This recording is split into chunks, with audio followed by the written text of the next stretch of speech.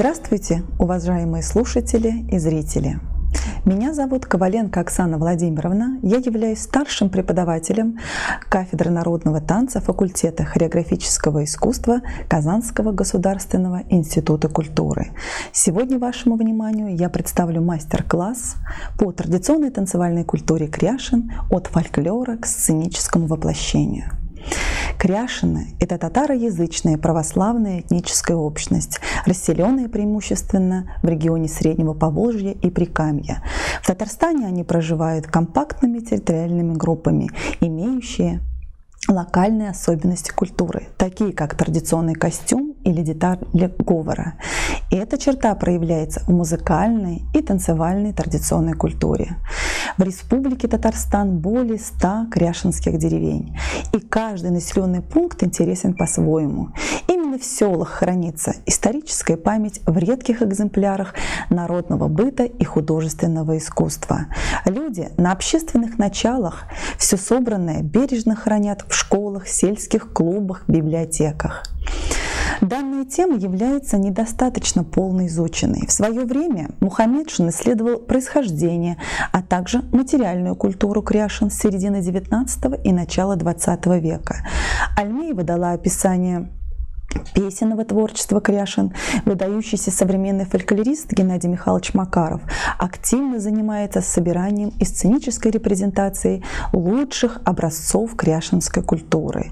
На системного освещения особенности данной культуры, а в частности развития танцевального творчества, в настоящее время не было. Учитывая эту потребность, вышло учебное пособие на кафедре народного танца под названием «Этнография и танцевальный фольклор народов Среднего Поволжья», в котором одна из глав посвящена культуре кряшен. Называется она «Этнография и танцевальный фольклор кряшен». В этом учебном пособии рассмотрена этнографическая справка кряшен, особенности праздничной культуры, национальный костюм, традиционная танцевальная и музыкальная культура, основные положения рук, танцевальные движения. Также приведены записи танцев в ходе фольклорных экспедиций по Республике Татарстан. Танцевальной культуре кряшен посвящено крайне мало исследований. Наши выдающиеся балетмейстеры, стоявшие у истока развития татарской народной хореографии, создали классические образцы татарского народного танца. Много сделали для продолжения жизни татарского народного танца на сцене. Это Файзи Гаскаров, Гайхаджич Тагиров, Калимулин, Бикбулатов. Тагиров в 1960 году выпустил книгу «Татарские танцы», где описал сценически обработанные танцы, поставленные для государственного ансамбля «Песни и танцы Республики Татарстан». А в 1984 году выходит расширенное его переиздание.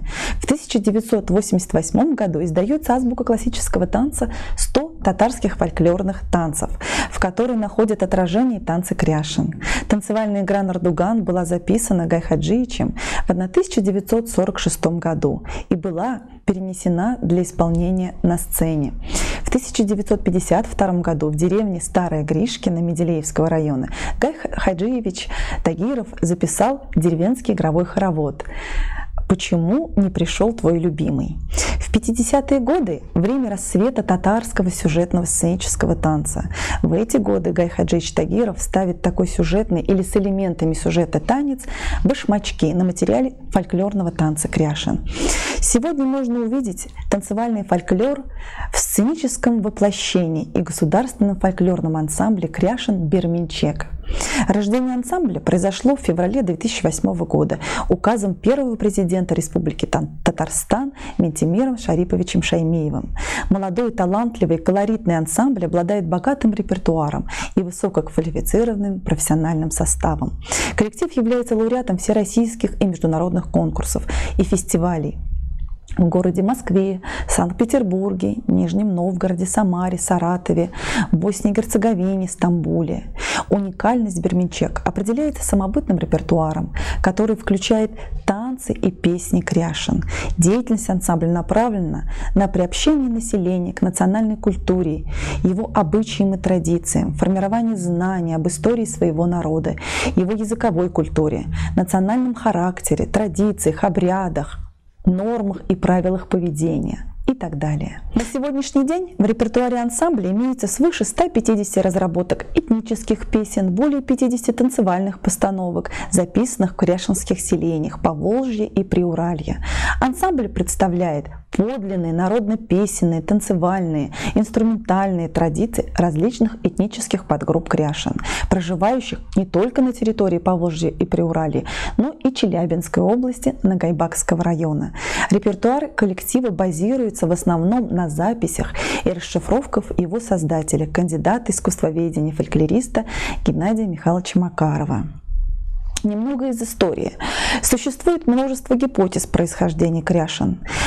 Большинство их было основано на тех или иных культурно-бытовых различиях между кряшинами и татарами-мусульманами. Причину этого одни авторы объясняли чисто финно-угорским происхождением кряшин, другие булгаро-татарским, третьи болгаро-татарским, но не исключая и участие в их этногенезе восточных финнов, ну или же татарским, однако с культурным влиянием соседских народов. Авторы к этой проблеме подходили только путем альтернативного решения. Мухаммедшин выдвигает следующую гипотезу. Он делит кряшин на старокряшиные, обращенные в православие с середины XVI века, и новокрещенные, обратившиеся в 1731 году, которых не удалось удержать в христианстве. Они почти полностью вернулись обратно в мусульманство в начале XX века. Исходя из исторической справки, становится ясным, что географическое расположение деревень, их соседство с другими народами Среднего Поволжья и Приуралья влияет и на фольклорные танцы кряшин. Так, соседство кряшин, проживающих в Кукмурском районе, соседствуя с удмуртскими деревнями, имеют в своей лексике удмуртские элементы танца. Также малькиевским кряшинам присуще движение чувашского народа. Таким образом, соприкасаясь с другими народами, кряшины сумели сохранить свою самобытность и, самым главным, подтвердив в своей истории, что если культурная черта обретает устойчивые формы, то она способна противостоять всякому влиянию, даже насильственному. Праздничная культура кряшин.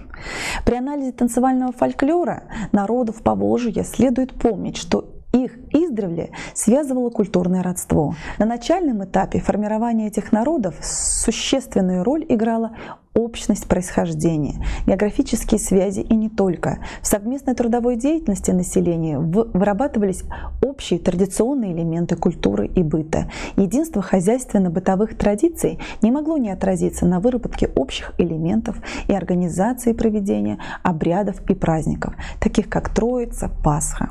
Особо важным и значительным праздником у кряшин является Петров день. Он празднуется 12 июля. Этим праздником завершается период летних хороводов. В хороводных играх принимали участие не только жители одной деревни, но и гости из соседних деревень. Поэтому эти хороводы имели массовый характер. Особенно многочисленны составы хороводов в дни летних праздников. Поэтому в контексте календарного года это время является музыкальной доминантой. Летние хороводы очень важны в жизни деревенской общины. Это период активного в рамках традиционного этикета добрачного общения молодежи. Десятки человек на гулянии, а на праздниках и сотни – это обычное явление. И этот факт важен для понимания смысла самого хороводного действа. Традиционно Петров день проводится в деревне Жюрима Мадышского района 12 июля. На этот праздник съезжаются все кряшины и кряшинские фольклорные коллективы. Стоит отметить, что привлечением кряшинской молодежи является проведение конкурса красоты «Кряшин-Чебере». Кряшинская красавица. Конкурсанты демонстрируют свои творческие номера, поют песни, танцуют, дефилируют в национальных костюмах. Сегодня вашему вниманию будут представлены записанные фольклорные танцы в ходе фольклорных экспедиций по Республике Татарстан, в состав которой вошли руководитель исполкома общественной организации кряшин Республики Татарстан Белоусова Людмила Даниловна, старший научный сотрудник отдела искусствоведения, сотрудник ИЯЛИ имени имени Ибрагимова Академии наук Республики Татарстан, кандидат искусствоведения Макаров Геннадий Михайлович. И также старший преподаватель кафедры народного танца факультета хореографического искусства Казанского государственного института культуры Коваленко Оксана Владимировна. Танцевальный фольклор Кряшин обладает определенным сходством с танцами народов Поволжья – чувашами, марийцами, татарами. Но он имеет и яркие отличия, которые особенно заметны в отдельных компонентах танца. Это отображается в положении рук, основном шаге, рисунке танца, композиции хоровода. Хоровод – это массовое народное действие, где пляска или просто ходьба или игра неразрывно связаны с песней. В далекие языческие времена хороводы имели культово-обрядовое значение. Постепенно освобождаясь от языческих элементов, хоровод со временем утрачивает значение обряда. Появляются хороводы с новыми песнями, которые отражают социальную, бытовую и другие темы. Хоровод, как устойчивая форма народного танца, находит отражение и в танцевальной культуре Кряшин. В деревне Ковали Пестричинского района мне удалось принять участие в одном из таких хороводов. Хороводный рисунок имел последовательный характер. Двое девушек выходили в круг, затем исполняли движения в паре и снова разъединялись, приглашали любых двух других. И также все повторялось до тех пор, пока все девушки не примут участие в танце. В кругу всегда находились две пары. После вращения двое девушек занимали место в кругу, а две другие снова приглашали следующих в круг на вращение. Девушки, которые возвращались в круг, пританцовывали и запевали песню. Особенность этого танца заключается в том, что все девушки постепенно принимали участие в центре круга и получали возможность пригласить других девушек. Девушки, которые тем временем образовывали круг, постепенно его выравнивали, не оставляя пустых мест в кругу. Основным шагом данного хоровода является очень схожим с шагом марийского народа, но есть отличительные черты. Шаг Кряшин такой же струящийся вдоль пола, словно скольжение по льду, полной стопой, но очень мелко, величаво, издавая шаркающий звук. Шаг марийского народа исполняется практически так же. Мелко и имеет скользящий характер, только не на полной стопе, а одна из ног передвигается на полупальцах. Ноги словно спешат одна за другой, как бы догоняя друг друга, поэтому получается мелко и быстро. Также основной шаг Кряшин не имеет ударов, хотя в некоторых областях на последний счет исполняется мелкий притоп. Но он настолько легкий, что он не затормаживает движение, а делает незначительный акцент в исполнении танцевального элемента. Несколько слов о свадебном обряде. Свадебные обряды Кряшин Альмеева относят к семейно-обрядовой форме весеннего творчества. Ее исследования показывают следующую особенность. Свадьба играется по единообразному сценарию, как в доме невесты, так и в доме жениха. Все действия сопровождаются пением. Песенные диалоги родни жениха и родни невесты длятся от встречи у ворот и на протяжении всего застолья. Они представляют собой взаимные похвалы сторон. Кульминацией застолья становится разделка вареного гуся на свадебном столе какой-либо культово значимой личностью тамадой Аргыш, мать семейства. А завершается все проводами гостей. Все эти действия также сопровождаются пением. Исследуя свадебный обряд деревни Ковали, мною не было замечено танцевальных моментов. Все сопровождалось лишь напевами и естественными передвижениями. В деревне Кибичи Пестричинского района Екатериной Морозовой 1927 года рождения со своими соседями показали нам игровой ручеек, который исполняется у Кряшин с продвижением назад, а не как обычно у других народов вперед. Впереди в кряшинском ручейке стоит одна девушка, которая запевает веселую песню, затем берет одну из девушек, стоящих в паре, и продвигается назад, а девушка, которая остается одна, продолжает песню. После того, как она спела один куплет, все девушки подхватывают и продолжают петь песню вместе, пока девушка не выберет пару и не займет место в данном рисунке. И так до бесконечности, пока не устанут. Основной шаг здесь был тот же. Многие танцевальные движения возникли из подражания трудовому процессу, как в мужских танцах, так и в женских. Элементы женского танца кряшен пластически изображают наматывание ниток, что встречается у других народов – башкир, удмуртов, марийцев.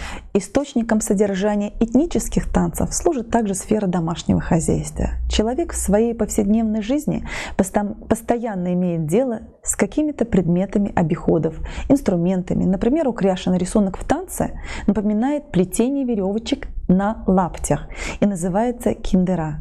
Не могу не согласиться со словами великого балетмейстера Игоря Моисеева. Наша задача, исследуя фольклор народа, дать ему эстетическую форму, выявить и классифицировать формы танца, сценически их обработать, сделать их доступными для зрителей и увековечить.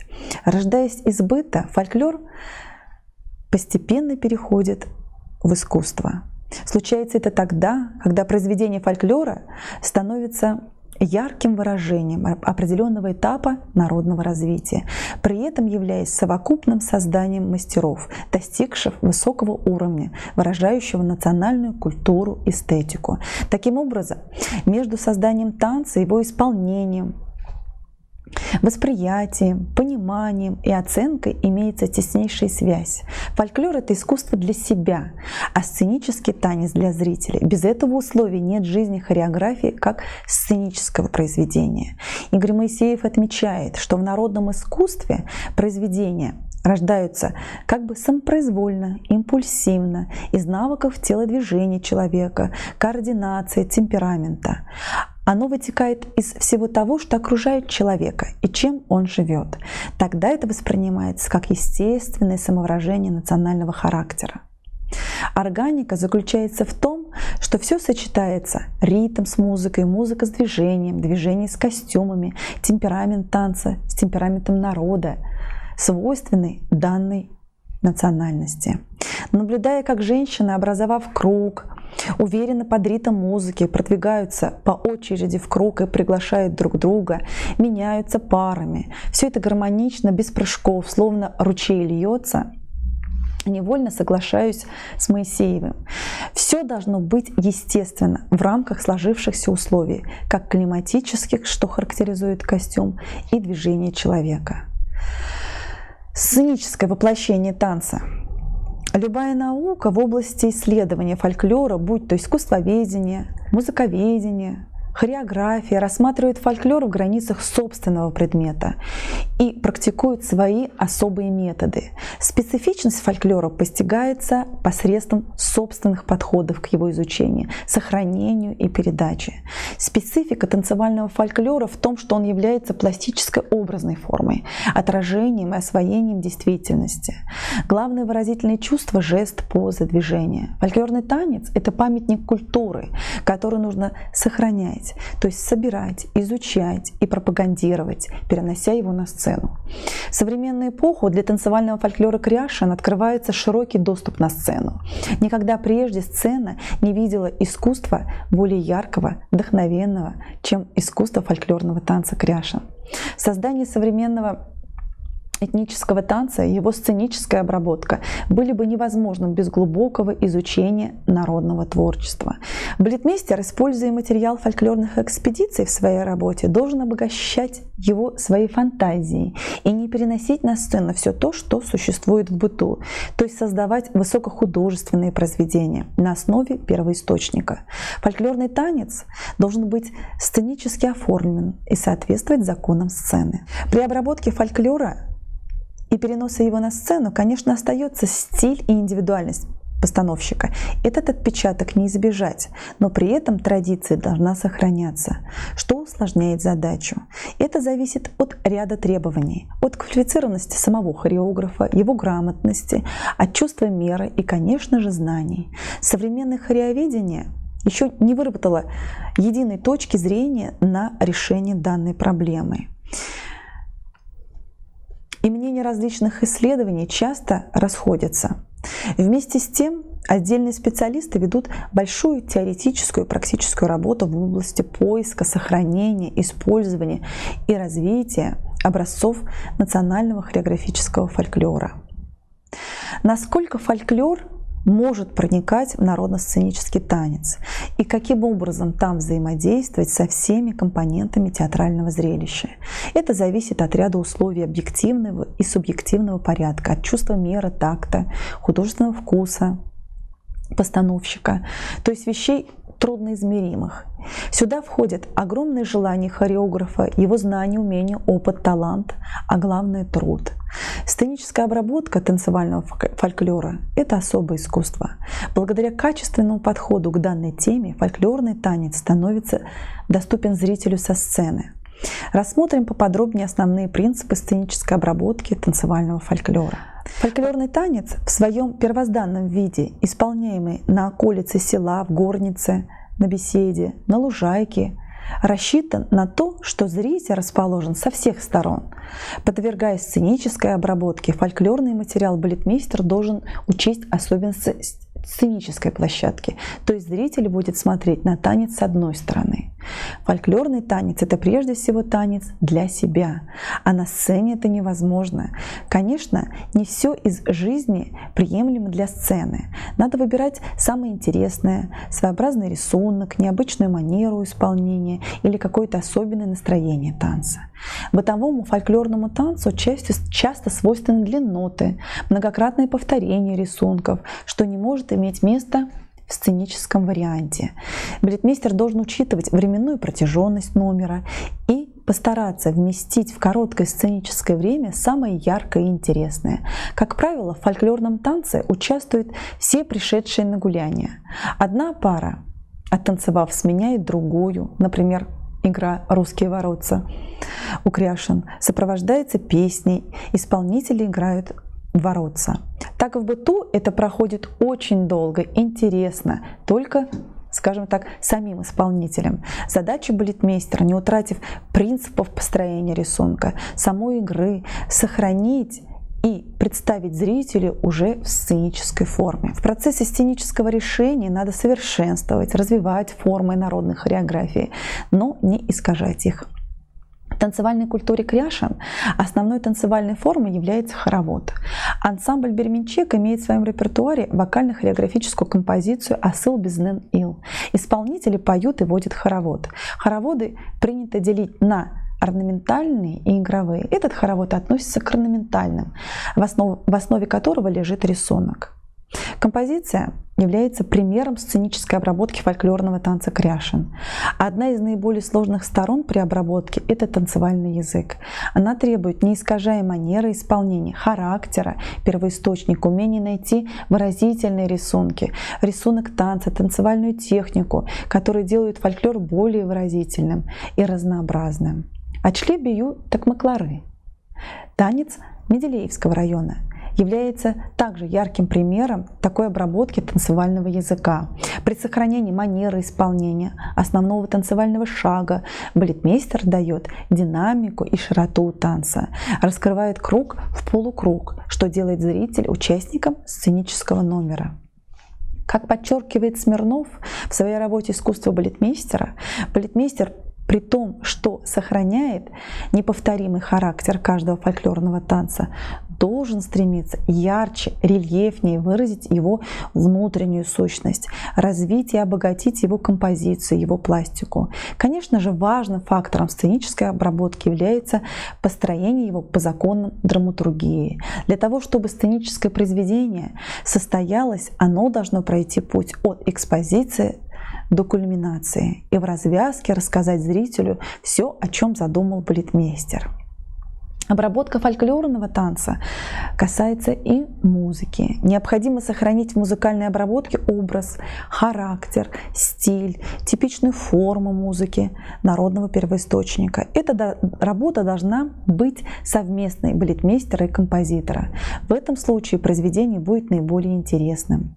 Пройдя такой путь сценической обработки, конечно же, возникает вопрос, сохраняется ли традиция, влияет ли этот процесс на качество традиционной танцевальной культуры Кряшин. Также могу обратиться к словам великого балетмейстера 20-го столетия Игоря Моисеева. Чтобы приобрел фольклор сценическую форму, как раз-таки он сделал очень много. В своих постановках он много показал народу. Он раскрыл много граней и дал жизнь большинству танцевальных форм, которые существовали в фольклорных танцах. Игорь Моисеев не останавливался на достигнутом. Он говорил, танец несомненно, будет находить все новые и новые формы, которые неизбежно будут соответствовать развитию человеческого сознания, человеческого опыта, человеческой морали и отражать то огрубление правов, которое мы замечаем сейчас. Запретная раньше вольность активно проявляется в наше время, потому что время переменилось. Действительно, время переменилось. Хореография просто требует новых форм. Чтобы они возникли, нужны новые свежие взгляды, взгляды на искусство хореографии. Но нельзя сбрасывать со счетов все, что было накоплено человеком. Это важно не изобретать велосипед, а использовать его, но и в других возможностях. Любой народ из 3000 известных нам, крупный или совсем малочисленный, входящие ли в него группы занимают уникальное место в мировом этнокультурном разнообразии. А кряшены вообще замечательный пример промежуточного, связующего состояния между несколькими культурами. Причем оформившийся на момент нашей жизни, воочию видимый сплав совершенно оригинален и поэтому предельно ценен.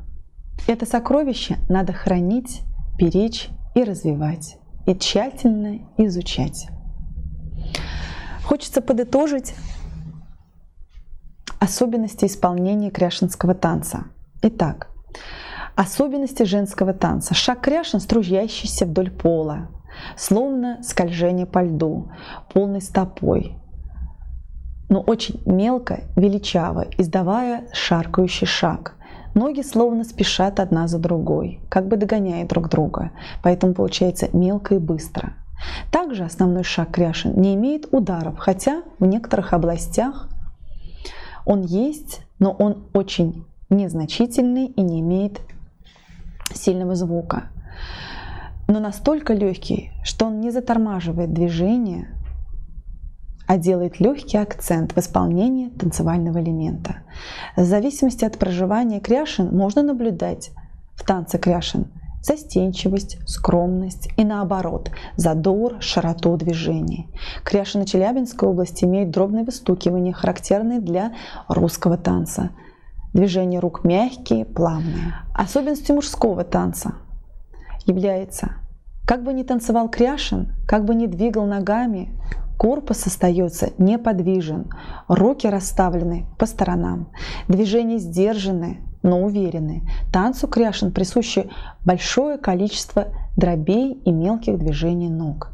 Многие танцевальные движения возникли из подражания трудовому процессу, как в мужских танцах, так и в женских. Элементы женского танца кряшен пластически изображают наматывание ниток, что встречается и у других народов – башкир, удмуртов и марийцев. На этом заканчивается теоретическая часть, и мы переходим к практической.